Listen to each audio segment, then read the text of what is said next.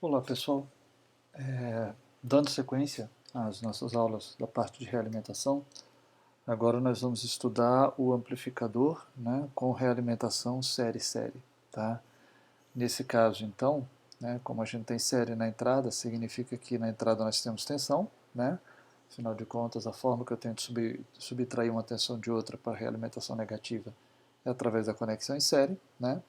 E na saída a gente vai ter série também, porque a variável de saída é uma corrente, e a forma que nós temos de medir corrente conectando o sistema de medição em série, como está aqui. Tá? Então aqui a gente vai ver o lado de cá é como a gente já tinha visto, né, no caso anterior, que era série paralelo. Então a gente vê uma fonte VS, né, sem resistência RS, porque esse é o caso ideal. Tá? Agora, do lado da saída aqui, nós temos uma fonte de corrente controlada por tensão, né? E temos aqui uma resistência de saída em paralelo. Tá? Além disso, né, a saída aqui é um curto, diferente de quando nós tínhamos tensão, que era um circuito aberto. Né? E nós temos que, no caso da malha de realimentação, a impedância de entrada, a resistência de entrada é nula, né?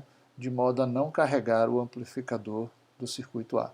Então a corrente ela basicamente vai fazer esse caminho aqui. Né? Bom, então nós sabemos que por definição, né, nesse caso, como a nossa variável de saída é corrente, então nós temos que o ganho é dado pela corrente de saída, dividido pela tensão VI de entrada. Esse é o ganho A, né? É esse ganho aqui, tá bom? Que nesse caso é um ganho de transcondutância, não é isso? Bom, então, a partir disso, né, nós podemos encontrar a definição do ganho de malha fechada como sendo a corrente de saída IO, né, porém dividida agora pela tensão de entrada VS. E isso a gente já viu em aulas passadas, que vai dar igual a A sobre 1 mais A beta. Essa fórmula vai ser a mesma, independente da forma de conexão de entrada e saída, se vai ser paralelo ou série. Bom, como do lado da entrada é, é em série, como foi no caso anterior, que era a configuração série-paralelo, a definição da resistência de entrada é a mesma. Então a gente não precisa fazer de novo. Ou seja, a resistência de entrada de malha fechada é RI, que multiplica 1 mais a beta. Tá bom? E a gente então pode representar o amplificador nessa forma aqui, né, que é a forma padrão de representação nesse caso de um amplificador de transcondutância, onde eu tenho uma determinada resistência de entrada, né, um ganho de transcondutância, né, ou seja, uma fonte de corrente controlada por tensão, uma resistência de saída de malha fechada em paralelo, tá? E aqui a gente representa a saída em curto, tá bom? Bom, então, e se eu quiser saber agora quem vai ser a minha resistência de saída, certo? Bom, para poder determinar a resistência de saída de malha fechada, a gente vai aplicar o método. Vamos matar a fonte de sinal, né? Então nós vamos vir aqui e vamos matar essa fonte de sinal trocando ela por um curto, certo? E olhando o circuito apenas do lado aqui da saída, tá? Nós vamos fazer o seguinte, nós vamos conectar uma fonte de corrente de teste e vamos ver quem é a tensão que aparece entre os terminais. Lembrando que aqui não está representado, mas se vocês olharem lá na malha de realimentação, é um curto, certo? É o que está aqui, ó. É um curto, tá bom? Então eu poderia ter inclusive desenhado reto aqui, que não teria nenhum problema. Então fica evidente que essa fonte de corrente está em paralelo com esse resistor, que está em paralelo com essa fonte de corrente controlada por tensão, e todas elas estão com a mesma tensão V. Tá? Então, como a gente matou a fonte de sinal para calcular a resistência de saída, a gente tem Vs igual a zero, né? E a partir daí eu vou ver que o VI, que seria Vs menos Vf, como Vs é zero, fica apenas menos Vf. Tá? Então, como o valor de Vf é beta IO, porque é beta vezes a variável de saída, então fica menos beta IO. E como a corrente de saída IO, na verdade, nesse caso é igual a IT, fica menos beta IT.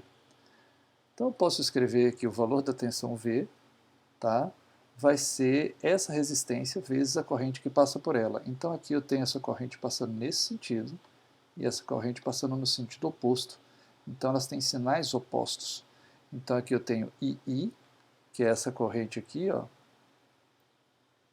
É II na verdade, não é IT, né? Deixa eu só... só um instante, está errado isso aqui, deixa eu corrigir.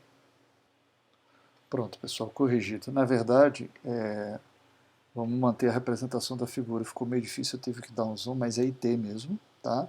Então aqui seria beta IT, e aqui onde estava escrito antes II, eu já corrigi, coloquei IT aqui. Aqui é IT, e aqui também é a beta IT, tá? Então, colocando o IT em evidência e jogando para cá, dividindo, certo? Como está aqui, ó, a gente vai obter a resistência de saída de malha fechada, que vai ser igual a RO, que multiplica 1 mais a beta. Então veja que como esse é um amplificador de transcondutância, ele é um amplificador que na saída ele dá corrente, né? Ele dá corrente. O nosso objetivo para ele é que a resistência de saída seja a maior possível, porque na saída ele é uma fonte de corrente controlada por tensão, né? E uma fonte de corrente ideal tem resistência de saída infinita.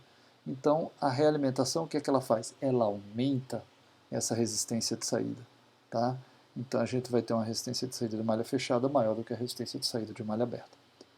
Bom, e aí a gente vai para aquela mesma situação, né? Como é que a gente lida com o caso prático? No caso prático, o amplificador, esse aqui, não deveria ser carregado pela resistência de carga, ou pela carga, né? Nem pela fonte de sinal, nem pela malha de realimentação. A transmissão direta deveria ser toda pelo amplificador A, pela parte de cima, não deveria existir, né, aqui pelo circuito da malha de realimentação. A transmissão reversa tem que ser, por outro lado, né, toda pela malha de realimentação. Não deve haver transmissão reversa pelo amplificador básico, né? Então, como é que a gente lida? A gente vai fazer uma metodologia parecida com a que a gente viu no caso anterior. Primeira coisa, nós vamos aproximar essas resistências do amplificador básico, né? Então, aqui vocês podem ver ó, que o RS e o RL já estão próximos. E vamos trocar a malha de realimentação pelo quadripolo correspondente. Tem que ser um quadripolo que seja série na entrada e série na saída. Então nós vamos voltar lá na parte de quadripolos para ver quais são os circuitos equivalentes, né? Aqui estão eles. E a gente vai ver que onde a gente tinha série na entrada e série na saída, no caso são os parâmetros Z, certo? Então a gente vai usar esse caso dos parâmetros Z. Então vamos lá.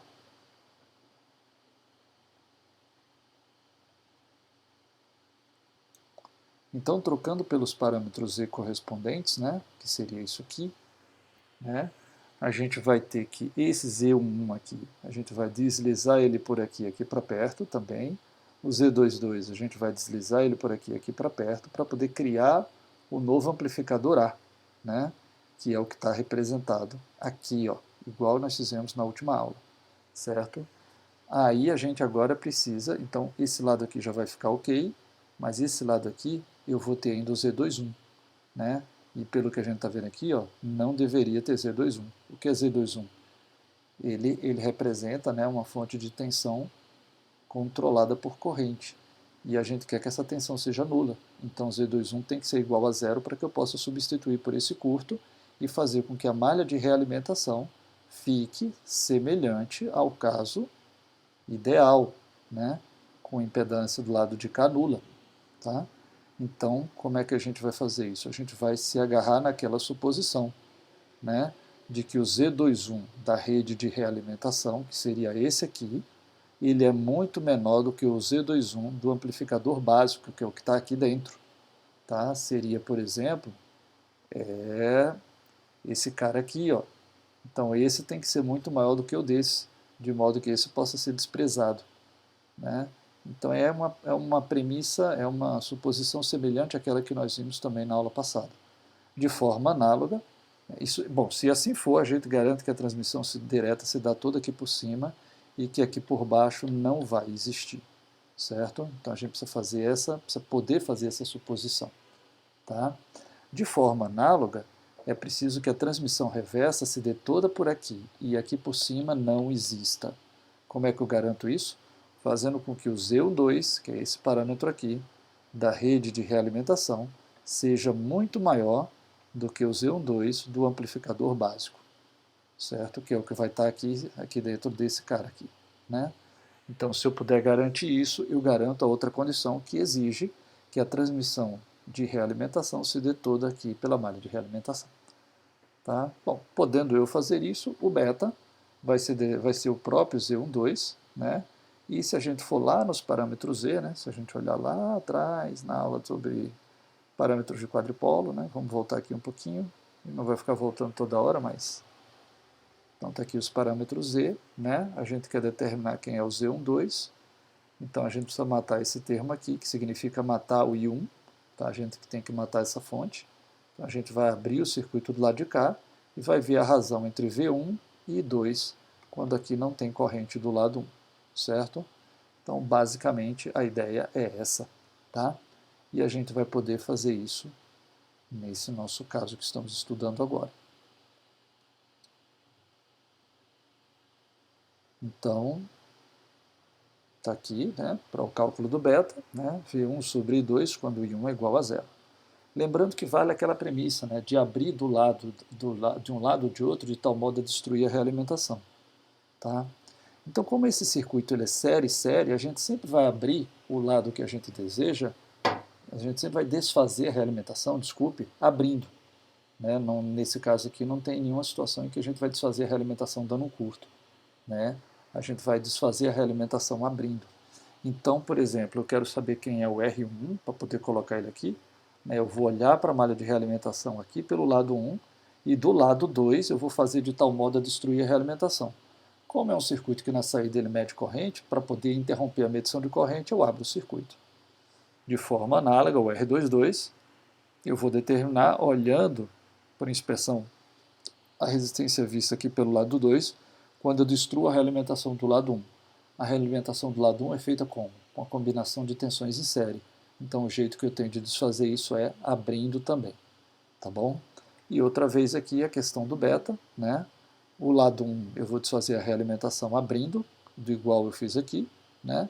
Só que aqui eu vou ver para uma determinada corrente de entrada qual é a tensão que eu meço na saída e obtenho esse valor aqui.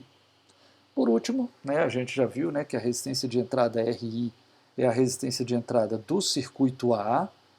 Né? Quem é o circuito A? É esse circuito aqui, né, alterado, esse aqui é o circuito A. Então a resistência de entrada dele é a que eu vejo aqui, ó, RI, que é diferente da resistência de entrada que eu tenho do amplificador básico. A resistência de saída, RO, é a que eu vejo aqui, que é diferente da resistência de saída do amplificador básico, certo?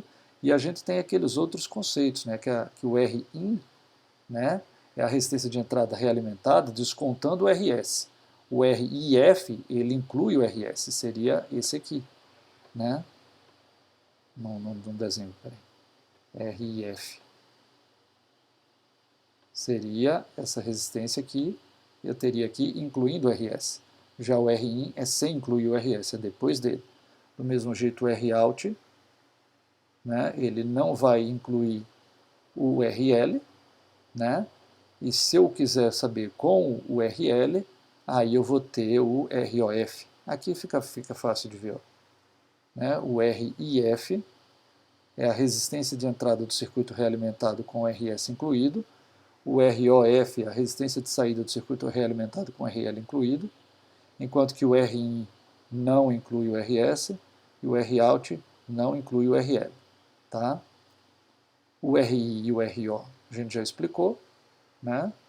Que são os que a gente usa, por exemplo, o RO, né? É o que a gente usa aqui, ó. Né? É o que a gente usa aqui. Esse RO é a resistência de saída do circuito A, né? Do mesmo jeito que esse RI é a resistência de entrada do circuito A, como está representado aqui nesse resumo. RI e RO, certo? Bom, então para determinar o RI, eu vou pegar a resistência de entrada de malha fechada RIF e vou subtrair dela o RS, descontando o efeito dele. Por que eu subtraio? Porque ela está conectada em série, então para tirar o efeito dela é só subtrair. Do mesmo jeito agora, para o ROUT, como a saída também está em série, o jeito de descontar o efeito de RL é só subtrair ele da resistência de saída de malha fechada ROF. Bom, e agora, né, de forma bem mais rápida do que no caso anterior, porque de certa forma as novidades, digamos assim, a gente viu na aula passada, a gente viu como fazer análise, né, da configuração série, tá? E como levá-la para a situação em que para levá-la para a situação em que a gente pode analisar o caso prático, diferente do ideal. tá bom? Era isso, pessoal. Eu agradeço por terem assistido, né? E nós seguiremos em breve com mais uma aula sobre realimentação. Obrigado.